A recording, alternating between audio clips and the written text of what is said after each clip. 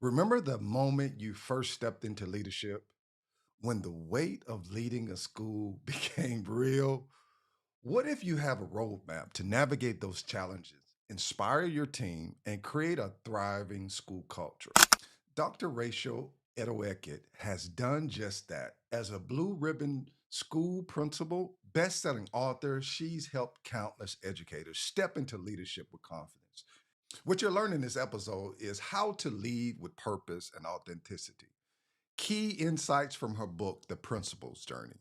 Strategies to build an inclusive, high performing school culture, practical tips for that work life balance, right? In a demanding leadership role, and how to step into leadership in today's landscape. Go ahead and hit that subscribe button. I'm excited that you are here for 50 educators from 50 states. Let's go. Transforming lives. Inspiring stories from educators worldwide. Impact happening worldwide.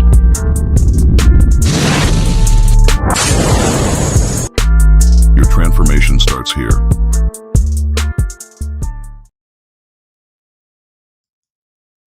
All right, ladies and gentlemen, man, welcome to this podcast. I'm excited. Like it seems like I'm saying that word. I need to get me a thesaurus and give me another word besides excited. Each guest that I bring on, it is intentional. They bring a perspective to educators like yourself that helps you look at transformation in schools differently. It's no different today. All right. Well, it's a Saturday. Um, I thought that I was going to be coaching a basketball game a little later on today, but I'm not. I am at the right place at the right time. I have this dynamic leader that I'm about to bring to the stage, Dr. Edoho-Eket. I got the name. I've been practicing this name so much. So I'm going to get her, approval. Did I get it right this time? We'll find that out. I'd like to bring to the stage my next guest. Good morning. How are you? I It's good to am see you. well. Well, good. Good to see you as well. Thank you so much for taking your time out to come on to this podcast, 50 Educators from 50 States. Yeah, thank you. And it's perfect. You got my name right first time. And I don't know if you remember the commercial or the video snippet where you have the substitute teacher trying to say everybody's name. So that was going through Yes. my head I'm a math guy, right? So it's like, am I going to mess this up? But thank you so much for that. Um, No, and of you course. and usually I start out by asking, how's the weather in Maryland? hmm So right now it is a little bit cloudy outside. We are expecting some rain today, and then a big snowstorm apparently is coming across the country. So we'll see what happens next week. Okay, so I don't know. Maybe I need to stay, download the weather app. I haven't paid attention to the weather much, but that seems like the second or third snowstorm in Maryland. Yes, we have been out of school quite a bit this year. And last year we had no snow days. This year we've had several. We've gone over 6 days. So we'll see what happens. Oh, okay, gotcha. All right, well, let's jump right in. I've researched and looked at your journey. I want to step in with this first question. Could you share for the listeners your share your educational leadership journey and what inspired you? I ask every leader, like, what inspired you to get into this role of leadership in education? Yeah, so I am a third generation educator. My grandmother has her degree in teaching. My mother has her degree in teaching, and so do I. So education has always been a part of my life, but no one in my family was a school leader. So I was the first one to step Okay. into that role. And it was not something that I ever planned on doing. My plan was to go in the classroom for 30 years and retire like my grandmother did. But it was because of a mentor that I had in my life, several mentors Mhm. actually, but one in particular, when I opened a new school, I had an opportunity to work with a really dynamic principal, and I was on the leadership team at that time. And she just said, Rachel, I could see you running a school building one day. Do you have any interest whatsoever in doing that? And I told her, no, I had no interest in doing that. At that time, I was teaching kindergarten And I absolutely love early childhood education. That's where my background comes from. I'm a certified teacher in early childhood. And so I really loved the teaching process, and I still do. But I got a taste of leadership as a department lead, and I absolutely love the work. I found that I could do much more than just impact the 25 kids in front of me. I could Great. kind of scale out and working with lots of other talented leaders and teachers to really do some great work to hundreds of kids that impacted hundreds of families. And so it really was the impact of the mentors that helped me to see that I could be doing a little bit more. And that was a part of my leadership journey that I said I really want to go back to school and to get certified in leadership. And then moving forward to becoming later an assistant principal and then a principal. Absolutely. And it's with interviewing just different educators across the nation, that is becoming a common thing. I didn't sign up for this. Right. I was going to stay in the classroom, and I can agree to that. Um, I planned on coaching football for 30 years, win a state championship, and go home, and enjoy my kids Yeah, and grandkids. But it doesn't necessarily work out like that. So that that's that right. is definitely a common thread that I'm hearing across the states. Um, before we move into the next part, I have to ask you a question. I saw a clip, okay, and the clip was I think a 40-yard dash or a 50-yard dash. Yes. And I have to ask as a coach, because I saw the form. Okay. I saw the form Yeah. where you can tell the difference in if you're just running or if you've been trained to run. That's the Yes. difference. So I have to ask you before I move into the next question, did you run track?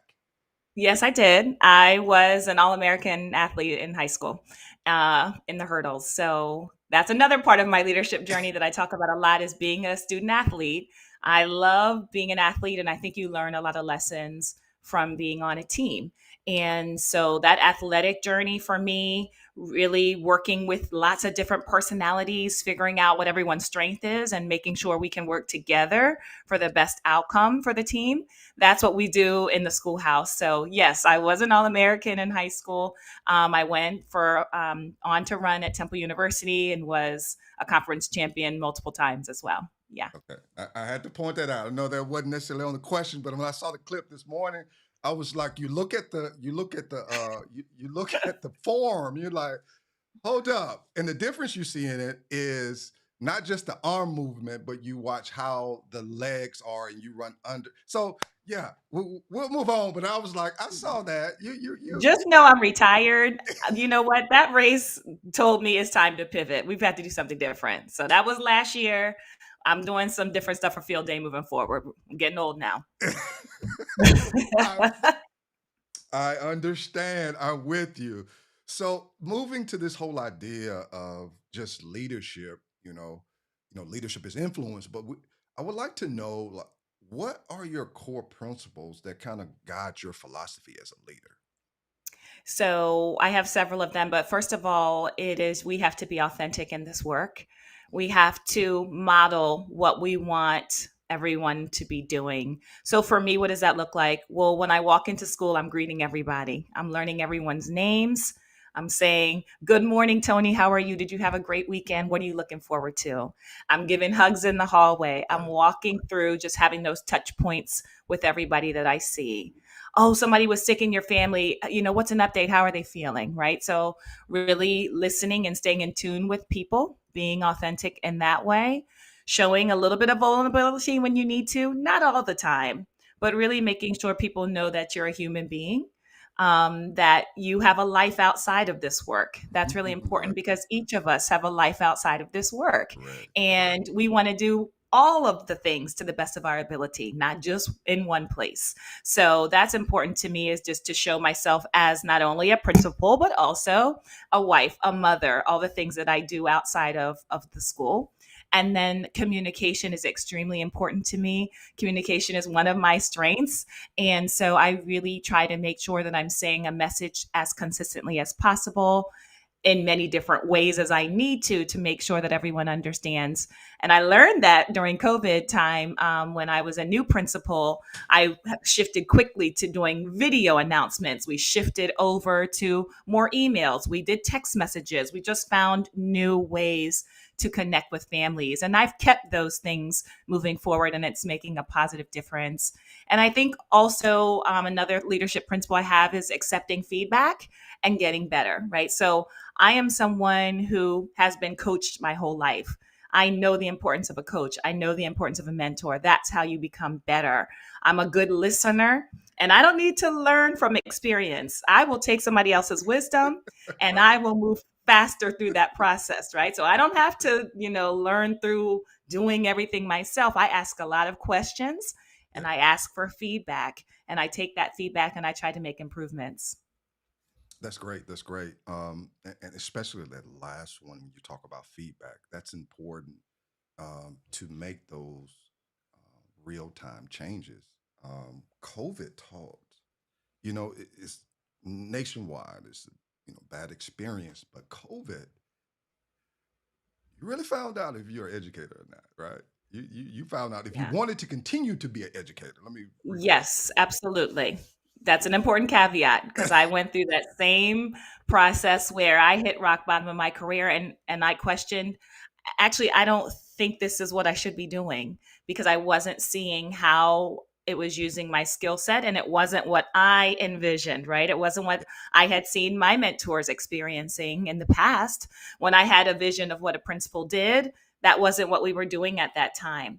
But I did come to learn I do have special gifts, and I'm thankful that I stayed in the work, and I'm thankful for every educator and leader who stayed in the work, yeah. because now more than ever, we need you here, right in the schools with the kids and with their communities and with our staff.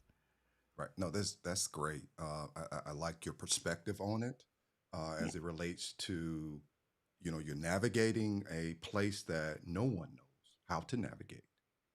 That's what it was. We're learning as we go, and you have the opportunity. It's like that last, when the coach says, hey, you know, we got 2,100 sprints. And then it's like, well, let's add five more. And you're like, oh no. Right? Oh We no. didn't sign up for that, right? Right, yeah, yeah. So Yeah. it's that mindset to say, you know what, I'm gonna push through and I'm gonna find it somewhere. It's somewhere around, but I'm gonna find it somewhere. So that is great to hear. Um, when we look at your book, kind of transitioning into your book, by the way, I don't know if I'm gonna be the podcaster that interviews all authors. I've had some dynamic authors on, and I was able to look at your book and how you laid out your chapters. It's laid out in such a way for a new leader or even a seasoned leader to go in and find that table of contents from a math guy.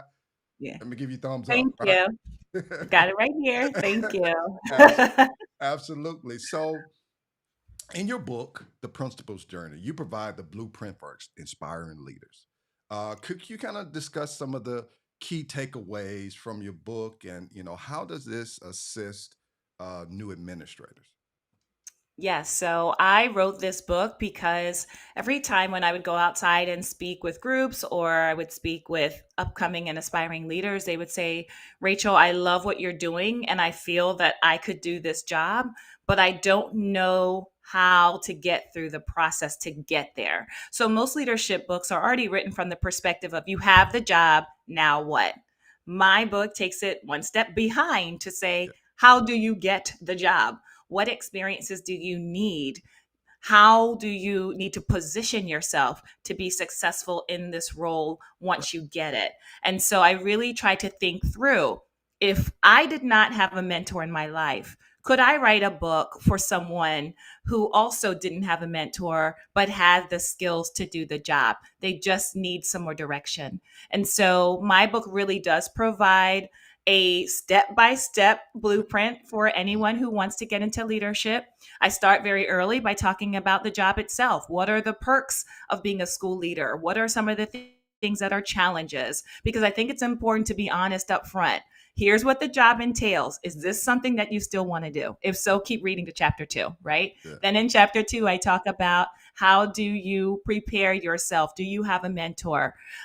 Do you have someone who can work as a sponsor for you? If not, how can you get there? I give people questions that they can ask, strategies for finding a mentor. Most people are not going to walk up to you and say, I want to be your mentor. But if you walk up to someone Yeah. or approach them or email them and say, I love your work, I Yes. have a couple questions for you, then you can start a relationship with that person and really learn from that person and figure out how you can add value to that person's work. So that's an important part of mentorship that I talk about. I talk about the interview, I give questions, I give strategies, I talk about cover letters and how to write a good one. Uh, And then when you get the job, how do you build a good school culture? How are you setting your vision? How are you working with your assistant principal or your principal to make it a good working relationship? And most importantly, how do you keep a work life balance in this job? That's one of the most pressing issues that all of us have as both educators and school leaders. It's never a place where you arrive, but there are definitely some things we can do better to help ourselves and our families. so let me hold up. Let me do this because you just explained your book. It's and that short of that you're a communicator. That's what great communicators do. Yes. Uh, Thank you. and I wanted to point that out. It does not mean we have another lap to run. Okay. So when I look at the book, when I was going through uh, the content of the book, when you talk about in chapter 5, the first year on the job, and you lay it out in such a way as building relationships, like that is number one. Yes. People, even we use the phrase of for students, they don't necessarily care how much we know until they know how much we care. But Right. it's like it's on another level for adults. They don't care how Yes. much you know or what your title is Yes. until you build that relationship. So I love that you start out with that topic of building that positive relationship with staff, student, parents, community Yeah. leaders is essential to the success of a school.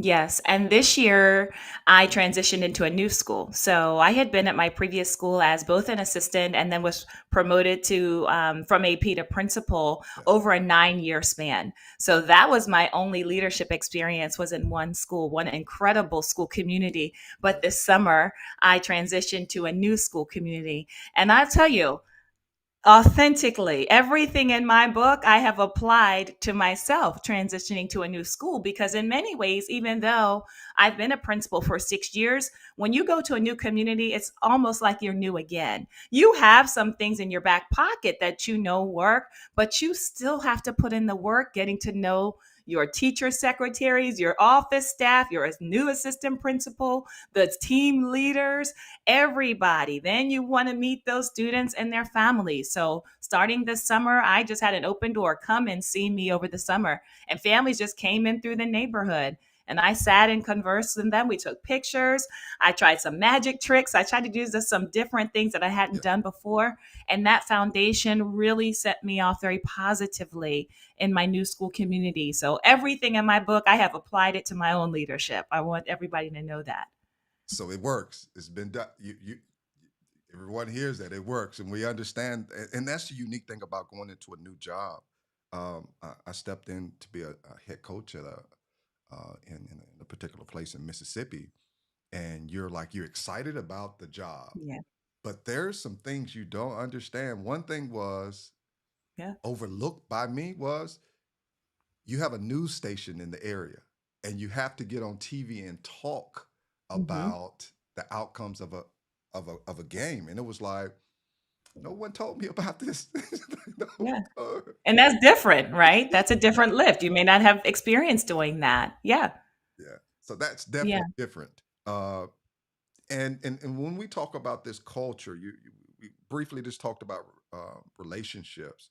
Um, how do you foster a culture of excellence in an elementary school? Because I'm middle and high, and the Okay. unique thing about this is that middle and high, you kind of like you're stiff arming for no hugs, elementary, like you have to hug them, and you're like, what is going on? So, could you tell us Well, about this? I think middle and high school like hugs too. That's what I've heard. In Okay, fact, I've gone back to high school and I've seen some of my former students who are now in high school, some of my former kindergarten okay, students. And as soon as I saw them, they gave me big hugs. So I think hugs are still a thing. May not be as much as in elementary, but yeah, excellence and fostering that culture is really set around high expectations. I'm a kindergarten teacher and I'm going to be a kindergarten teacher my whole life. That is a big part of my identity. And I remember when I first got my assignment, I thought, like what do kindergartners do? What can they do? And right, that question alone, what can they do, right, really gave me an opportunity to see, wow, even at 5 years old, I can push students in a way that really gets them to their potential. So I was always the teacher that said, okay, when I'm sitting down with families, I would say, your children knows this many letters of the alphabet, and I'm going to push them until they get all of these. And after they learn their letters of the alphabet, we're working on sounds. And after their sounds are right. So I really try to look at that process of education with students to make sure that they're getting to their full potential. If they were reading on this level, you better believe I was going to have them at another level by the end of the year. And so that's the same philosophy that I take with me as a school leader. I want to know, who are those students who are consistently getting A's? Who are those students consistently getting B's? If they're getting A's and B's, let's push them to the next level. So part of my work now around that culture of excellence is making sure we are identifying those students who are on the cusp. Who are those students who are right in the middle who need more? I think we do a great job in education of identifying who are the students who need more supports and right. who are the students who are at a higher level. But it is this middle where the work can be done. Who are the students in the middle? And sometimes, if we're honest with ourselves, we don't always attend to students in the middle. But part of our work as school leaders is figuring out who can we push in the middle. Who can we push for higher academic rigor? That's how we make achievements long term, is figuring out and pinpointing who those students are. So when we go into data discussions, I'm not looking for percentages. I'm looking for student names. I want to know who they are. I want to know what they look like. I want to know where they're seated in the classroom. I want to know their strengths and I want to know their areas for improvement. And I want our teachers to know that too, so that we can really pinpoint and start targeting and moving students. And so that's how we've done it very successfully over my career, is really just pinpointing, having teachers at the table, having specialists at the table, pinpointing those students who can do more and giving them that access and opportunity to do more. And they always show up. The students always show up given that opportunity with supports. So I want to say you sound just like a coach. I want you to know Yeah. that. I don't know if anybody else has Yeah. told you that. You sound like a coach of That'd be finding my next career. Yes. in the next Yes. career. Yep. Because usually we do. We spend a lot of time at the top, at the bottom, Mhm. but really what impacts us is that middle. Yes. Even you think about it, even as an athlete, it's all about your core. You want to make sure that you take care of your abs and your back. Those are the most Yes. You most can't do important. anything without those. I've had a back injury and it was not fun. Yeah. So Yeah. um, this whole idea of data, I really want to put a pin here, just really start talking about it because it's Yeah. important. Because if you just look at the name of the student and not recognize their strengths and not Mhm. get involved with them as a person, um, sometimes for children that I'm here, but once you know what their strengths are and help them to identify those strengths and help them walk Yeah. through that part of it, you see I'm a little excited about that. I see. No, that I want to tell you one strategy that one of our reading specialists used years ago that I really found impactful. She actually took the names off of the data. So what we did was we just looked straight at the data points and we said which one of these children or of this group of children who can move to the next group, who can move to that next level. And it was the teachers from that grade level. They just didn't know who the kids were, and we had data discussions around these students without their names. And then at the end, we revealed those names and said, let's make calls because these students are moving up a level. So ooh, sometimes we need to take that away, that identifier, and say, what do the numbers and the facts say? that And then make decisions from there too. So I found that to be very powerful. Absolutely. I love it. I love it. We're going to pause just for a moment. We have a couple of comments. Let's see if you're able to see them on the screen. Uh, Oh, hey, Jeff. all right, Jeffrey. All right, Jeff. All right. Love everything you're doing to build school leaders and support. I can identify with everything you're talking about. At some point, he said that. I want to get the most Awesome. recent one. The most recent one. Um, yeah, won't admit it. Yes. They like hugs, high fives, and fist bumps. Okay, gotcha. So I will take that back about the not with the hugs and the fist bumps. All right. So thank you so much, Jeff, for stopping in with us and sharing your thoughts. So we talk about excellence, and we might need to do a data one. But when we talk about this next component, and when I look at talking to educators across this nation, we get into the academic side and academia, and we have that conversation. But the conversation is not had is this work-life balance, because Yes. sometimes I'm still looking for it on some days because it's Right. non-existent. And you share later in your book, you talk about. Well, I'm gonna pause and let you kind of give us some insight because you dropped some Yeah. gems in that last chapter about this whole idea of priority. So, what advice would you give Yeah. an educator striving to achieve a work-life balance, especially in a demanding role? So the first thing I'm going to say is I have been on rock bottom, meaning that I have spent hours and hours tied to my computer for Mm, days at a time, and it is not a good place. In fact, one of the times that really was life changing for me was that second year during COVID-19. So that time we were in hybrid learning. We hadn't come back fully yet. All the kids weren't back, but we had just made it through that year, right? We had made it over the hump. And the staff said, "Thank you so much. We could rely on you anytime. We could call you, we could email you at all hours of the night, and you were right there for us. We love you for that." And I said, "You know what? I have to be honest with you.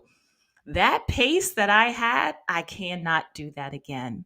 I said, "I want to be honest with each of you in here in this room because I love and respect all of you. But I was making the choice at that time to be more responsive to you all on the job than I was at home. And I can't do that anymore." And so I said to them, "I'm going to ask that you not email me or not expect a response if it's after school hours or if it's before school hours, because I really need to take that time to be with my family and to regroup for the next day. I'm not as good when I don't sleep. I'm not great at decision making when I don't eat. And I cannot keep up this pace. And so I'm asking you to respect my offer to say that I'm going to take time for my family, and I want you to do the same." And that was the first time I ever had a conversation with staff like that, just being vulnerable and being honest. And the number of people who sent me text message after that meeting and just said, "Oh my gosh, I really appreciate you saying that. I'm going to try that too." So, as leaders, we do set the tone for how we respond to people. And I told staff, you have my cell phone number. You can call me if something is truly an emergency. But if it's not an emergency, I'm not going to contact you. And I would like you not to contact me. And so we've kept that together for several years now, and I think it has made a big difference in the way that we're able to show up for our staff at work and also being able to show up for our families at home. There's nothing more important than our families. We don't get that time back. And so it's more of a commitment to say, yes, there are going to be times when during the school year we have PTA dances, we have sports games, we have all the things going on. But outside of that time, we don't have to be at school 100% of the time to be an effective leader. We also need to be at home for our families. Okay, that. Okay, first, before I get anywhere, let me first do this. First do this. Because it's a lot in what you just said, and it's powerful because number one, you recognize the importance of, because sometimes it takes us later. And if I be totally honest with you, I I didn't understand that during COVID. I Yeah. didn't understand the difference between when is the cutoff? Am I still work? Am I at work even though I'm at home? And you Right. didn't know the cutoff, so you were working 10 to 12 hours. Nothing Yes. against anybody, but you didn't necessarily know how to navigate that that time because you're like, let me Yeah. work, let me get this lesson ready for the next, let me get this. And what you didn't realize, I agree with you so much, is that your family was in the other room Yeah. and maybe your son came to knock on the door and you're like, Mhm. hold on, I'm on the Zoom. Let me. That's a Yeah. conversation you must have with your family first, right? Yeah. And just repair that part of the relationships because that was Mhm. real. That was Yeah. absolutely, yeah. Yeah. It was very interesting time because like you said, no one had prepared for that. I'd never been a remote worker before. Ooh, Most educators had not been either, and so there was no boundary. In fact, by the time they told principals, we were, because we were the first ones to go back, principals and custodians and APs, we all went back first. yeah, It was a relief to get into my car and to drive to my building and to leave my building and to drive home because I did not have any break space. And you're right. Just because you're in the presence of your family member does not mean you are present. mm, Just because you're in the same room, it doesn't mean you are present with your family. And I had to learn that. I had to learn that the hard way. And you're right. You do have to repair that to say, I'm sorry, I wasn't here. I was physically there, but I right, was not present. And I don't want to do that. And so I just feel better. I take that guilt away that my job is going to be here regardless. If something happened to me tomorrow, they are replacing me, right. They are. but I cannot be replaced at home and neither can you. So just keep that perspective when you're making decisions. Yeah. Ooh, this is a whole podcast right here. There's this conversation, the work-life balance, and even to the next part that you spoke about of even having that conversation with your staff. That's Yeah. maturity in within leadership because it's having those difficult conversations to say, you know what, here's what happened with me, and I want to not just uh, effectively fix it for my family or my situation, but also I Yeah. want to model it so that your commitment might seem in the right direction, but I need to redirect you as the leader to Right. say you need to practice the same thing and cut it off and Yeah. focus on what's the most important part of your responsibility. Yeah. Yeah. And again, I thought about going to a new school. Do I need to do that speech again? I did not. I just, the end of the day hours are here. I talked with my assistant principal because we're a new team together. And I said, these are my values. Where do you fit? Do you fit in here? And she had a similar philosophy that she really wants to spend time with her family and she wants to find more time to do that. And so it was a guilt free, judge free zone. We're going to do our work during the day. We are going to meet during the day. We are going to accomplish as much as we can. We will be in classrooms. We will have our data meetings. But when it is the end of the day, I am putting my laptop in my backpack and I am going home. And the work will be seeing me and greeting me the next morning. And that's okay. I will attend to it there. And we need a master class on that because having these conversations around, okay, put the laptop up and look at what does your child have for homework? Yeah. You're educating everyone else. Well, at least for me, that was something for me. I can't speak for anybody else.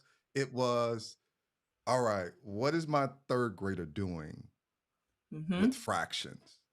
Um, Right. so it was those moments that it was, it's not about the fractions, not about the math, but it was that relationship, that time, being Yeah. present. The Love what you time. said, right? Yeah. Being present It's because they it's understand it. Um, they don't, yeah. they don't, they need to go to college to understand this. They understand time, investment. They don't know how to articulate it. Hmm. So yeah, let me slow down. This we need to talk about this as leaders to have Yeah. longevity. Yeah. And that's the thing. I love that you said that. It really is about self-preservation. Hmm. I know if I kept at that pace, which I had done for at least a year and a half, I was running myself into the ground and I was ready to quit. But ultimately, what I thought about was if I quit, then I will not be in the assigned place I need to be to support students and families in the community of what I'm called to do. But if I'm going to stay, I have to do it in a different way that works for me and my family.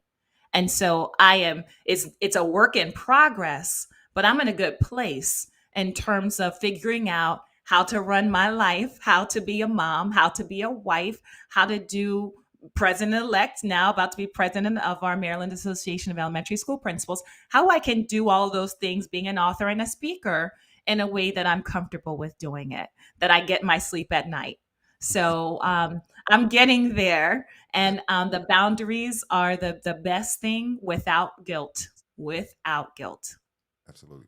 And it starts with acknowledging it. If you're Right. unable to acknowledge it, or even if someone came to you and said, "Okay, you know, to change how you're doing this," um, it's important to have. If you acknowledge it, if the person's able to acknowledge it, it soon will be the opportunity for change. But I Yeah. think that first thing is the self actualization. Um, got another comment here, real quick. Let me drop this up Yeah. here. Jeff, thank you. Love to set boundaries Yeah. as a principal. Very important to do. Family will be around you after your career. Oh, Yes. Yes. oh, oh. That's true. Yeah, It's this true. is true. So Absolutely. one of my mentors, one of my very close mentors, told me before I even became an assistant principal. She said, "You know, Rachel, one of the biggest mistakes that I made as a school leader was," she said, "there was a band concert at school, and it was my daughter's birthday the same night." She said, "And I went to the band concert because I felt pressured to support the school community." She said, "Do you know what?" She said, "No one in the school community thought twice about me being at that band concert. But you know who didn't forget I wasn't at her birthday? Was my daughter. She never let that go." And she said, "Don't make that mistake." And I'm so glad that she shared that story with me. I never miss my children's birthday due to school. However, there are definitely mistakes that I have Right. made in making that choice, but I no longer make that choice anymore. If it's family, or if it's a band concert, which I had this year, I had my daughter had an orchestra concert, and it was the same concert as the band at my school. I'm going to my daughter's concert. You know, anything like that, it's my family first. Family first. Whew. All right. Thank you for sharing um, that story, because children don't forget. They don't. They don't forget, I don't. and we have to be cognitive of that. That they Yeah. remember. Um, yeah, they remember. Ooh, thank you for sharing that. Ah, Yeah. all right. So we kind of I don't want to transition, but we got to transition because this is good, because educators need to have this conversation, and it helps productivity too, because sometimes we Yes. look at, well, all right, maybe if I do X or if I do Y, I'm going to get better with this outcome. But it's not. It's these simple, well, it's not simple. These conversations to say, how do I rearrange my life so that Mhm. I'm able to? And I like what you point out in your book where you talk about, you talk about poor time management and the effects of it. Of it leads to Yeah. procrastination, missing deadlines. Hmm. There's some more to that. Again, that's a whole conversation. I like disorganized work habits, switching Yeah. up tasks, stress, and the key word, burnout. Yeah, burnout and discipline. One of the things that I've had to move away from is the idea of I'm the only person who can do something in a perfect way, right? That perfectionism is going to get us every time as school leaders. There is not one school leader who can do it all. We have to utilize the strengths of our team members. We have to delegate. We have to take some things off of our plate and give opportunities for other people to grow and to learn. My mentors were masterful at that, and we were able to move the school forward in so many many different directions.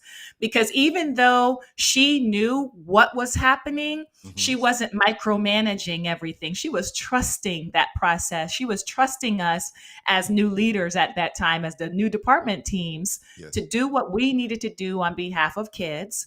And if we messed up, she would definitely say, hey, we need to reel this in, or you need to move in a different direction. But she trusted us to do that work. And we were able to do so much more than what she could do alone. And so that's another one of my philosophies. We have to empower people to do what they do best, to utilize their strengths, because it's only going to benefit our whole school communities. Man, this is good. Um, I'm gonna enjoy editing this, cutting this up. I'm just gonna let you know right now because these are powerful conversations, and I'm gonna say the word, and we're gonna move forward. But the word is delegation. Yeah. Um, that's that's another conversation of understanding the power of delegation and the actually implementing. Uh, Yeah. uh, you're laying some gems out here. I call these life gems that you're laying out here. Thank you. So, what advice would you give inspiring leaders? We've dropped everything, but we'll kind of narrow it in a little bit. Yeah. Um, in terms of when you talk about inspire leaders moving into the leadership role, especially in today's evolving educational landscape, you've named several. So, can you just drop one and Yeah. we'll move forward because you really you've helped a My lot. advice, I would say to anyone who wants to get into leadership, is to continue to do the work, do the good work. I know that there's a lot of barriers, there's a lot of things that are happening outside of our control. But the more experience that we have, the more risks that we do take professionally, within reason, taking those risks and putting ourselves out there to say, I want to support the work that's going on in the school building. Here's some ideas that I have. Can I have an opportunity to lead? That's really important. And it's not just for aspiring leaders, that's also for assistant principals who want to become principals. We know assistant principals often get bogged down with discipline and bus duty and all of the managerial tasks. But ultimately, you have to lead. You have to be a leader if you're going to lead a school building. And so I always ask assistant principals to push them, promote and see what work you can do. I say, what are you leading right now? If I get a blank stare, I'm going to say you're not ready for the principalship. You have to lead something. It's not just managerial work. That's a difference between some of the roles. And so I would say advocate for yourself to lead and do good work. That's how you will move to the next level. Absolutely. That is I call that a whole vibe right there. That's definitely great. So now we're at our 2 minute warning. Okay. You have the floor. I'm going to step out of the way, and as usual, at this particular point, you got the stage, and jump back on. And if I can have 2 to 3 minutes afterwards to have a conversation with you, would be great. All right, you Yeah. have the floor. Well, thank you so much for this opportunity. And I always want to encourage educators and school leaders to keep doing the good work. I know sometimes it's hard to get up and to stay motivated every day, especially because so many things are already out of our control. But I do want to share that we do have control. We have control about what happens in our classrooms. We have control over what happens in our school buildings and in our school communities and the way that we serve children. And so never lose sight of that. That's what's actually making me more motivated and more excited to continue in this work, is that we have the ability to change lives every single day through our actions, through the way that we show love and support to our students and our staff and our communities, to the way we connect resources to people who need them, to the way that we advocate behind the scenes in ways that other people will never know. Some of our work is hidden behind the scenes and it makes a difference. Some of our work is right on the front lines, out for everyone to see, and it makes a difference. In any case, thank you for the work that you do every single day. It makes a difference in the lives of our children. It makes a difference in the future of our children and in our communities. So I just want to end with saying thank you, and please continue in this work. We need you. and we need you in one piece to continue to do the work. Absolutely. Thank you so much. All right, guys, this was a powerful conversation. As an interviewer, you try to stay in the question lane, but it's like, I call them life's gem, hope and encouragement for your week. It was just hitting every question, and you want to stay online. And yeah, it wasn't a battle. You just want to make sure you have these conversations, because at the end of the day, it's not about having a conversation, it's having this transformation. And it's important to find those things that are relatable or relatable to someone else that will impact their lives, guys. So, hey, if you're serious about transforming education, number one, you want to make sure, I'm going to have the information in the description. You want to make sure you go and follow Dr. Edoho-Eket YouTube channel. I'm gonna have that information there in the description. Make sure she has some dynamic things, and then you can also find out, see the race that she had. She, you can make sure you have that right there. So again, guys, if you're stepping into the leadership role, does not mean the position. The leadership role, there's a difference. Role, you step into the role before you get into the position. That's another conversation. Subscribe to this channel, hit the bell for the notifications, and drop your comments. Drop the comments for your biggest takeaway from this particular episode. Thank you so much. And this is 50 Educators from 50 State, Maryland edition. It's time to go.